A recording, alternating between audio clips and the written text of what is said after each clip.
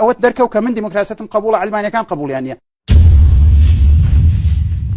ناکرێسە من دیاردەیەک هەیە حکمی عالەمەکە ینی وەیسە عالەم بۆت ئاواتی بۆتەوەی دیموکراسی بێ و وڵاتانی ئێمە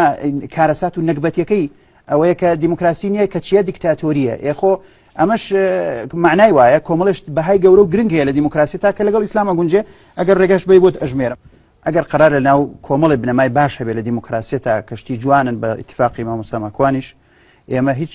مشکلەیەکمانە لەگەڵ بڵێن ئەم شتە جوانانە لەگەڵ ئیسلامە گونجێەوە ئێمە لەبەر خاترەوە ئێمە تەبەنیەکەین. ئەگەر ئیسلامی بووی پێویستە کەسێکی کراوەبی متەسامحبی باوەڕت بە بنەما جوانەکانی دیموکراسیەتە بێ ئەمانە دژ نییە لەگەڵ ئیسلام.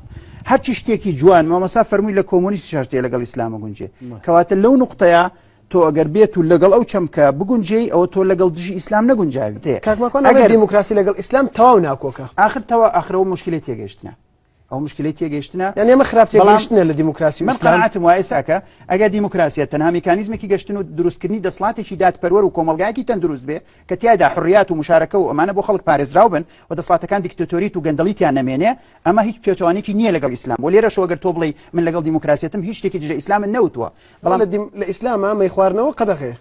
بەڵام لە دیموکراسی ئازادە طبیعیە. ئێوە هێزێکی ئیسلامین گەشتە دەسەڵات لەگەڵ کامیانە بن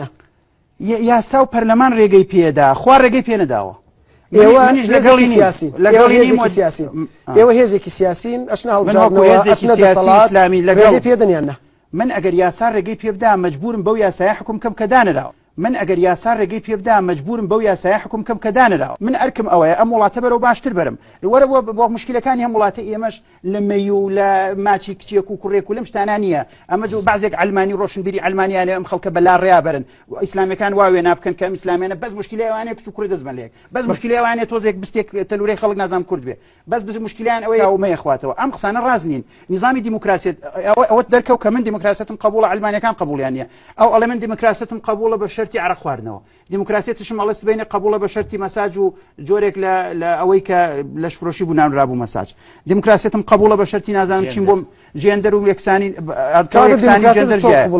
دکتۆر من ئەڵێم دیموکراسیەتم وەکو خۆی قبوڵە دیموکراسیەتم بە لیبرالیزم قبوڵ نیە دیموکراسیەتم قبوڵە بەوەی کە دیموکراسیەت یعنی ئەبێ زۆرینە حاکم بێ زۆرینە چۆن نەزانین زۆرینەیە بە هەڵبژاردنێکی ئازاد و شەفاف و یەکسان بەڵام ئەوانەکانی لە ئازادیە گشتیەکان و لە دیموکراسیا جێگانە بێت ئەوە بەشێک نییە لە دیموکراسیەت بەشێکە لە لیبرالیزم بەشێکە لەو ئازادی مەدەنیانی کە لە ئەوروپای لیبرالیزم دروستی کردووە